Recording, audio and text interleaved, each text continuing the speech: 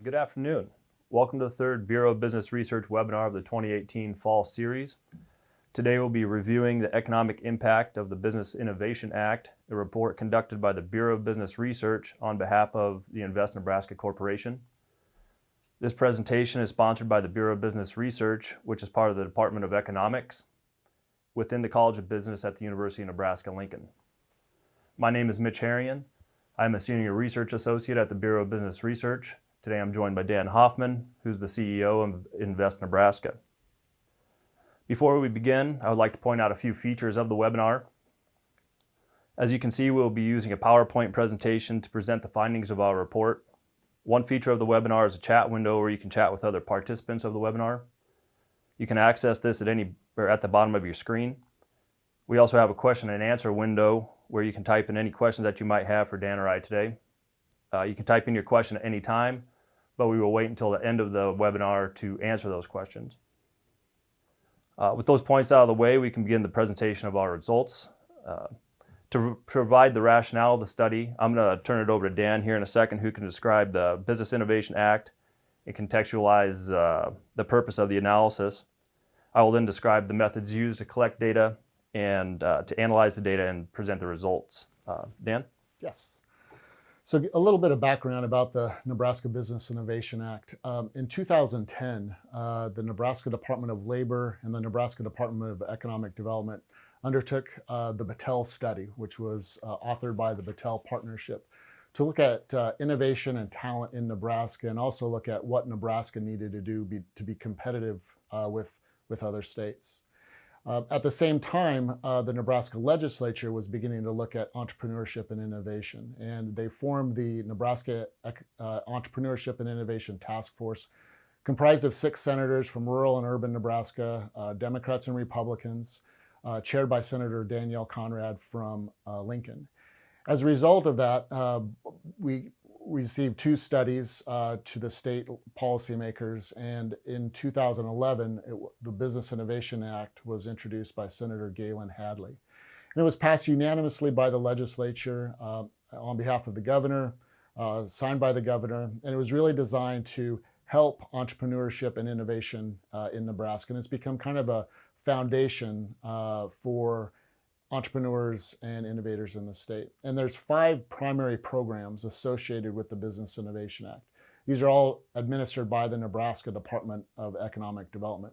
The first is a pre-seed or prototype grant program that provides up to $150,000 to a business with a business idea that they want to build a prototype or process. It must be matched 50% by the company as well. Then there's a matching state support for the federal SBIR, or Small Business Innovation Research Grant Program. 12 federal agencies have money set aside out of their budget to make grants to private businesses to solve problems those federal agencies have identified. That matching grant program, there's 3 parts to that. One is a phase 0, which is just a $5,000 grant to a business to help prepare the SBIR application. There's an SBIR phase 1 grant that matches what the federal grant for phase 1 is, and then there's a phase 2 matching grant as well. The third component of the BIA is Academic Research and Development Program. What the Battelle study found was that Nebraska businesses were not collaborating with university researchers. So to encourage that, they created the Academic R&D Program. Phase 1 of that program provides up to $100,000 to a business, must be matched by the business 1-to-1, but it requires some collaboration with a university researcher in the conduction of that R&D. Then there's a phase 2 that's up to $400,000 that again must be matched by the business. Fourth component is the Seed Commercialization Program, which provides up to $500,000 of seed capital to a business that's really ready to commercialize their product or processes. That must be matched 1-to-1 by private businesses. And then lastly, there's the Microenterprise Loan and Technical Assistance Program that provides technical assistance grants to a third-party micro-lending organization in the state. And really, it's to help out Main Street businesses in the state. As we look at what prior and what has happened since the passage of the act, prior to 2011, this was kind of indicative of what was happening in Nebraska. No venture capital was coming into the state. And that was one of the concerns for policymakers, as well as the State Department of Economic Development and Labor. How do we encourage more private investment in coming into the state of Nebraska? And as you can see, as the program has started to take off, companies receiving the grants and companies receiving seed capital, we start to see that validated by the Money Tree report, which is put out by PricewaterhouseCoopers. It's one of the longest serving reports for venture capital around the country. But you start to see where Nebraska ranks with a high in 2015 of 25th in the nation, 13 deals for about 119 million of capital. And we're going to start to see this ebb and flow. But what we're seeing is the pipeline of companies receiving support from the Business Innovation Act growing going forward. One of the things we started out early on was realizing, because these programs are funded around $6.3 million from state general tax funds, we wanted to make sure that they were doing what they intended, not only by the third-party validation, but also by the economic impact analysis done by a third party, which in this case is the Bureau of Business Research. We conducted a report in 2014 and again in 2016. And we're here today to talk about the 2018 report. But the 2016 report, based on the survey results, found that businesses added about 468 new jobs with wages of $26.4 million, with an average salary of $56,000, which is a bit higher than the statewide average, which is around $42,000. The economic analysis from that 2016 report found the total economic impact was $188 million a year, with a total of 967 direct and indirect jobs being created, with wages of $52 million and the $4.5 million impact to the state and local economies in the way of these businesses are paying back tax revenue to both state and local governments. Okay. Thanks, Dan. I will now talk a little bit about the data collection that was used to generate this 2018 report, and then get into some of the results of the analysis.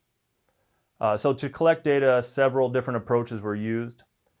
Administrative data from Invest Nebraska and the Nebraska Department of Economic Development were used to just collect general information on the number of awards received or administered and total dollar amount of awards administered. In addition to the administrative data, a survey of 225 businesses that had received BIA support in the past was administered. This was administered by the Nebraska Department of Economic Development. Of the 225 businesses that were invited to respond, 78 businesses actually did respond. A few of the larger businesses, or businesses that had received larger awards, that did not initially respond to the survey. Personnel from Invest Nebraska followed up with them, with those companies receiving the larger awards, to make sure that we had data from those businesses. And using that process, 13 more businesses were included in the study. And beyond those 91, we included 59 businesses for which we had data on from the 2014 report or the 2016 report. So in total, we had information on 150 businesses in Nebraska that had received BIA support sometime since 2012. And as you can see at the bottom bullet point there, we collected data on awards, types of awards, new employees since initial BIA award, salaries since the initial salaries given since the initial award, revenues generated, and capital raised. Again, we asked businesses to report all these things since they received that initial BIA award. So just looking at some of the some of the more administrative data, just to give folks a picture of how many awards were administered, the types of awards, dollar figures. This graph shows the total number of awards administered by program, again from 2012 to 2018. There are 246 total awards administered during this time. And if you recall, there's 150 businesses that were included in our study. So some businesses did receive multiple awards during this time. But the graph shows that the prototype award was by far the largest, at least numerically, awarded program or award. Academic R&D phase 1 and phase 2, and Dan explained these kind of the nature of these programs. A total of 47 of those had been administered. 34 seed fund grants, which are larger grants, as we'll see in the next slide, were administered during this time. And 59 of the SBIR phase 0, 1, and 2 awards were administered during this time. So looking now at the dollar figures related to those awards, again, the seed fund, as I mentioned in the previous slide, they're a little bit larger in dollars. You can see that $9.1 million in seed fund awards were given during this time. And that $9.1 million was spread across 34 awards for an average of about $268,000 per award. And to give you a sense of how that relates to these other programs, so the prototype awards, which were 106 of those awards were administered, a total of $5.1 million for an average of about $48,000. So you can see those seed fund awards are much larger. Academic R&D phase 1 and 2, about $5.5 million have been awarded during this time. The 3 SBIR programs, about $2.6 million have been awarded. And I should point out that the total amount of award funding during this time has been $22.5 million. You know, Mitch, I might just add Sure. with that. When we look back at the Battelle study from 2010, what we start to see is even though more awards were going to companies for prototype grants, the dollar amounts were higher for seed fund. And if you think about the capital continuum for a early stage business or startup, they're going to need initial money, even through the SBIR program, to validate their product or their process. But at some point, they're going to need larger amounts of capital, which is kind of where that seed fund starts to play a bigger role in the sense of getting companies to market with their business idea or business product. Okay. I appreciate that. I think that helps the viewer kind of understand that there is sort of a pipeline, how these awards kind of support businesses longitudinally. Okay. Next, instead of just looking at the different types of awards and dollar amounts of awards, we wanted to look at the awards given by industry. And to do this, we broke businesses into 5 different industries. So software, agriculture, bioscience, manufacturing, then kind of a catch-all category of other.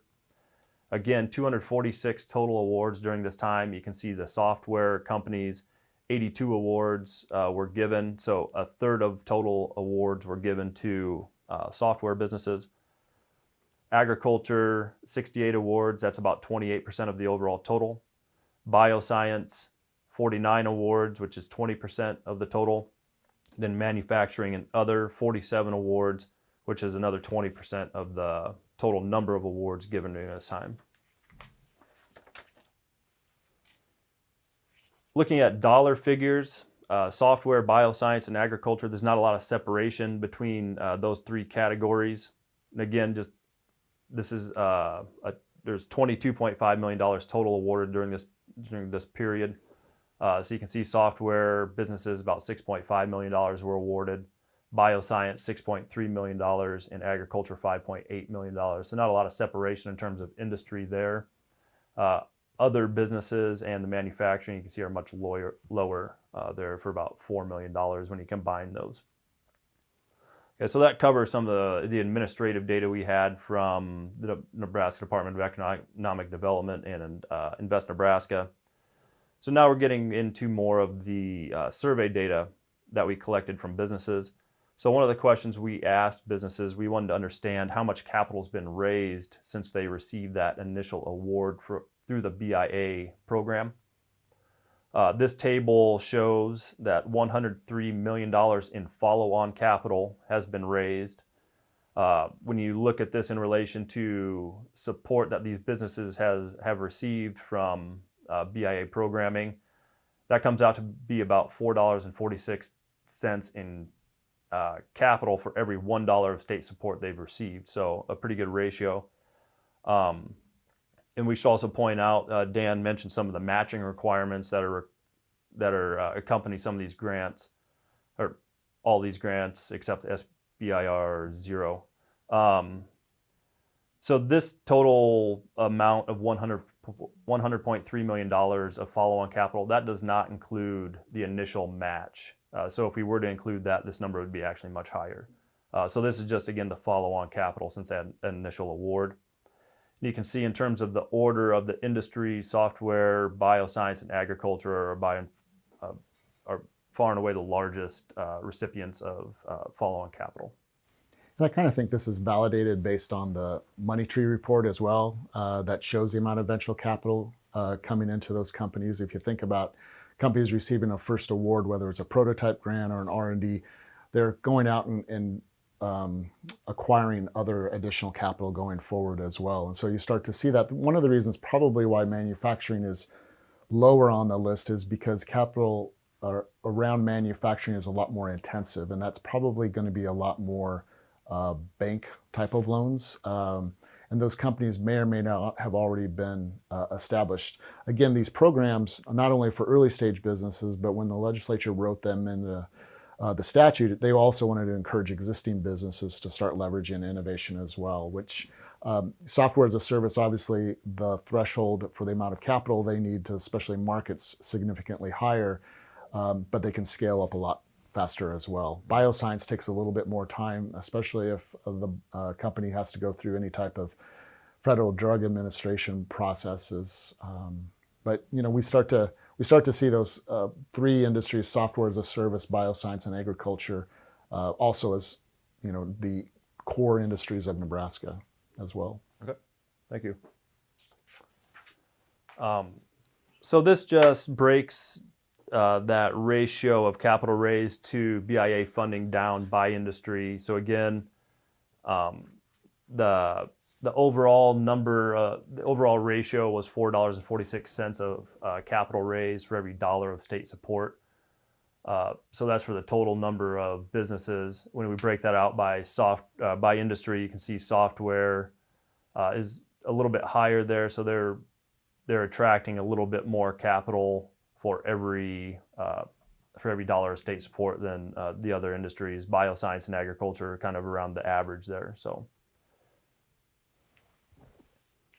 moving to look at job creation and salaries. So another thing we wanted to assess is the number of jobs that have been created by businesses receiving BIA support since their initial award, and salaries paid by these businesses to those employees.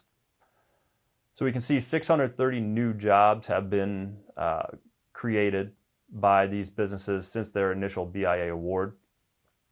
Total annual wages are $32.6 million for an average annual salary of $51,746. Again, we break this down by industry. Software as a service had the highest total annual salary paid, as well as the highest number of employees added. And again, the kind of the order of those industries follows what we saw in previous slides in relation to capital raised and awards given. Next, we sought to understand how much revenue is being generated by businesses receiving BIA awards. $100.6 million in revenue have been generated by these businesses since their initial award, so about $4.47 for every dollar of state funding. And the thing that jumps out on this slide is that manufacturing is at the top of the list here. So manufacturers have generated the highest level of revenue of all the industries in consideration here. And that's not consistent with what we've seen in previous slides in terms of awards given, dollar amounts of awards. job creation, and capital raise. So Dan, perhaps you can give us a little insight into why this may be. Yeah, I mean, when you look at the type of companies that are either started or, as I mentioned earlier, that are well established, but maybe they needed to leverage the Business Innovation Act for a prototype grant or something to build out a new product line. You kind of start to see that here in manufacturing, where maybe they haven't utilized the programs as much, but you see that revenue number being a bit higher because they might have already had a marketing and sales force in place to be able to develop that product line immediately. And so we start to see that revenue being able to pop immediately compared to bioscience that, again, bioscience takes a long period of time and a lot of R&D to get to the point of being able to enter the market. That I think appeals also for agriculture, where it, depending on the type of business, especially if it's in ag tech, it's going to take them a little bit longer to enter the market. Manufacturing's probably already there and has a well-established sales force to generate the higher revenue. Okay, thank you. So moving on to the economic impact analysis. So here what we're doing is we're taking all the data we've collected related to business activities, salary paid, jobs, and we are using the Implant Model, which is a industry standard approach to generating economic impact studies. Taking the information we gathered from our survey and administrative data, we entered that data into Implant to estimate what the effects of this business activity of businesses supported by BIA programming, what effect that's having on the total Nebraska economy. So when we enter the data into Implant, what we see is that these businesses supported by BIA programming are having a $284.3 million total input or impact on the Nebraska economy. This includes direct, indirect, and induced effects. So what we mean by that, direct effects are the effects of business operations. So these businesses, when they go about their day-to-day business, sort of that activity. Indirect effects include kind of the business-to-business activity. So as these businesses purchase services from other Nebraska businesses in support of their operations. And induced effects, that kind of refers to consumer spending. So as employees go and spend their paychecks in the economy and the dollars get circulated throughout the economy. So again, a total of $284.3 million of total output. $77.1 million in employee compensation. So this is employee compensation that includes the direct employees of these businesses that we surveyed, as well as the estimated impact of on salaries as additional business activity takes place when these businesses do business with other businesses in Nebraska and as consumers spend their paychecks. And similarly, conceptually, 1,436 new jobs are supported through this activity. And the table at the bottom, it shows how these numbers compare to 2016. So in every category, there's been an increase. So the total output has increased from $188 million to $284. Employee compensation has gone from $52 million to $77 million. Employment, 967 jobs to 1,436 jobs, and an increase in federal and state and local taxes. And one interesting thing to note about the state and local taxes, that $6.5 million of state and local tax dollar revenue is pretty consistent with the number Dan cited earlier about the sort of the cost of the program. Is that right? Yeah, so the cost of the program right now is around $6.3 million a year that's appropriated by the legislature to the Department of Economic Development for the various programs under the BIA. And so it's what we always hoped to expect was the program would eventually start to repay for itself through increased tax revenues both at the federal and state level. We hope that in 2020, when we were to do this again, that number continues to increase. Mm-hmm. Okay. So that covers the economic impact portion of the study. And in conclusion, taking all this information together, we can see that Nebraska Innovation Act programs, they provided considerable support to Nebraska small businesses. Businesses that have participated in BIA programs, they've leveraged these dollars to further support job creation. They've used these dollars to raise additional capital. Some businesses have begun to generate high levels of revenue, and we saw on the slide a couple slides earlier that this varies by industry. But some businesses have started to generate high levels of revenue, especially in relation to the dollars they've received through the BIA programming. And economic impact analysis has demonstrated that businesses have a total impact of $284 million on the Nebraska economy, an impact of 1,436 jobs supported, and over $77 million in employee compensation. So with that, I would like to stop now, and if there are any questions, we'd be happy to answer those.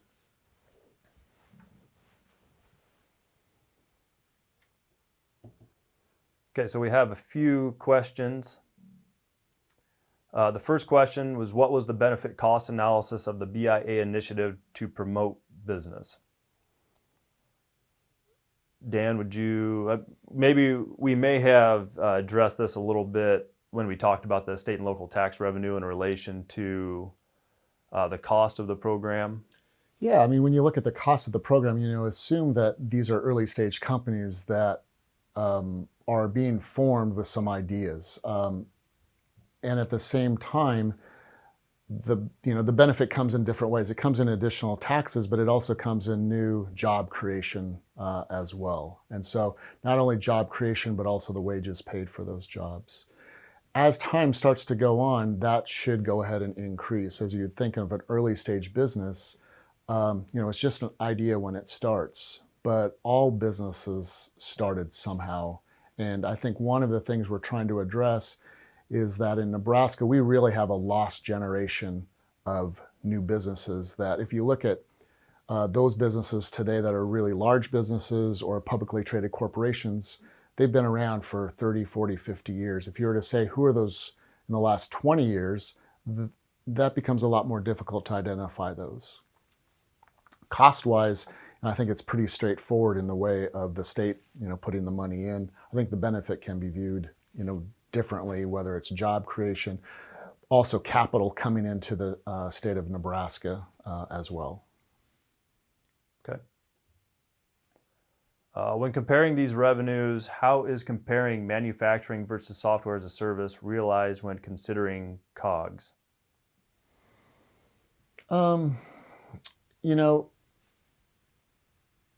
I think that becomes a little bit more difficult because obviously the cost of goods sold for manufacturing is going to be much higher.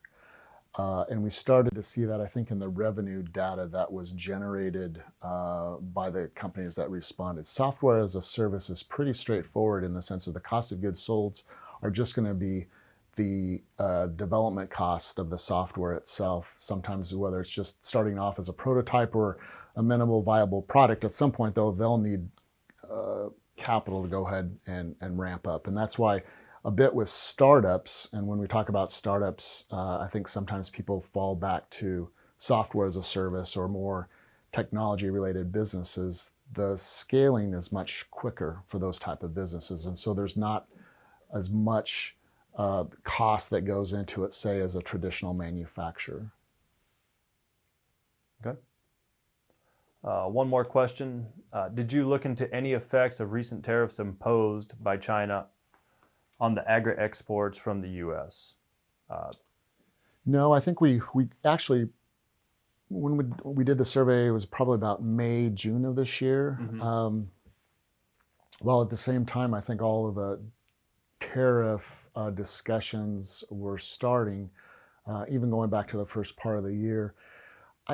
Knowing that these companies and knowing some of the companies that have received grants or seed investment under the programs, I will say that they're still fairly early stage where, they have validated their idea, they've validated their product, but they aren't sending product yet overseas. It's going to take them a period of time. There's no doubt that if the tariffs discussion continues to heat up, that these companies will be impacted at some point. Mm-hmm. I think though that we're talking very early stage where they're probably not, they're very pre-revenue at this point. Okay. At this point, there are no other questions. We will take, one did just roll in. Are you satisfied with the utilization of the program? If not, what are you planning to do to attract more entrepreneurs? I think that's one of the things we've had some internal discussions as well as with the department. And I think in Nebraska, if you look at the programs are very utilized. In fact, I think, they're based on the fiscal year of the state of Nebraska, which is July 1st to June 30th. And probably for the first time this year, we're going to see by the end of March, all of the program funds being expended. And what we were hoping, early on, when you look at those data, the 2012, 2013, it took a while for these programs to get off the ground. And one of the reasons why is because we had to educate communities and we had to educate entrepreneurs about their availability. In Nebraska, I think traditionally economic development had been thought of around tax incentives and attracting companies. And so it took a little bit of time, but we're starting to see that ecosystem develop. You start to see it in Omaha, you start to see it in Lincoln, you start to see it in smaller communities around the state. But now I think the next iteration, while we continue on with the Business Innovation Act, I think in Nebraska, we need to start thinking in terms of what are our strengths. So it kind of goes back again to, with agriculture, we know that ag tech has huge implications for not only farmers and ranchers, but also for food producers. And I think we need to leverage those assets through some type of incubation, accelerator programs. Nebraska also has huge amount of insurance companies in the Omaha-Lincoln area. So doing some more things around InsurTech, also FinTech with a number of banks. So we're I think that's kind of the next generation is trying to identify and help entrepreneurs also understand what are the problems those industries are facing. So far, a lot of these companies that have come up organically through the entrepreneur being exposed to those industries, maybe in a previous job or, maybe just, personal interest in those areas. I think our next iteration is as these programs move further along, is help that human capital piece. And I think that's the next iteration for Nebraska. Okay. At this point, there are no other questions. We'd be happy to answer any other questions that folks might have. In the meantime, I'd just like to thank everybody for joining us today. We've appreciated the opportunity to present the results of this study, and I'd like to thank Dan and Invest Nebraska for the opportunity to partner on this, the Nebraska Department of Economic Development. I know we've enjoyed working on the study. I was talking to Dan the other day. Personally, I've had it's been very interesting for myself just to see all the different things that are going on with entrepreneurs in Nebraska and all the different businesses that are being created and everything. So this slide has our contact information. If you'd like to learn more about the Business Innovation Act or this report, feel free to contact Dan or myself. Or if you'd like to learn anything about anything else going on at the BBR, don't hesitate to reach out and connect with us via social media. Oh, there's one more question that's come in. Is the current governor supportive of the program? Is he really active in favor of the program? I believe so. And there's a couple of different data points that would indicate that. Number one is, through his direct agency being the Nebraska Department of Economic Development, they continue to go ahead and appropriate, in the budget process, appropriate funds for the Business Innovation Act. And we saw that 4 years ago when the governor got elected in his budget that he submitted. We saw it 2 years ago. Even though the program initially was funded at $7 million, it was cut mainly because of budget cuts and the state economy being what it was at the time. But him being a former angel investor, I think he understands why early stage companies are important to an economy's growth. I think the legislature has been supportive. They had another task force a couple years ago that they were looked at innovation programs again and what was going on in other states. So there seems to be a fair amount of interest in entrepreneurship and innovation in Nebraska. As I mentioned, these programs have only been around for 6 years now, 7 years. When you look at other states that have had similar type programs, they've been around for 20 years, 30 years. And, as I mentioned, Pennsylvania, Connecticut, Ohio, some of these states have been doing this for quite a bit of time, and they're seeing the rewards.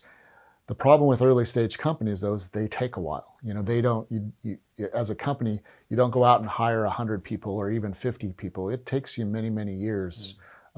Even Huddle here in Lincoln today, 10 years ago, they started and participated in a business plan competition at UNL, and it's taken them a long time to where they are today. But once they scale up, that's where the job growth occurs, and that's where the higher wages occur as well.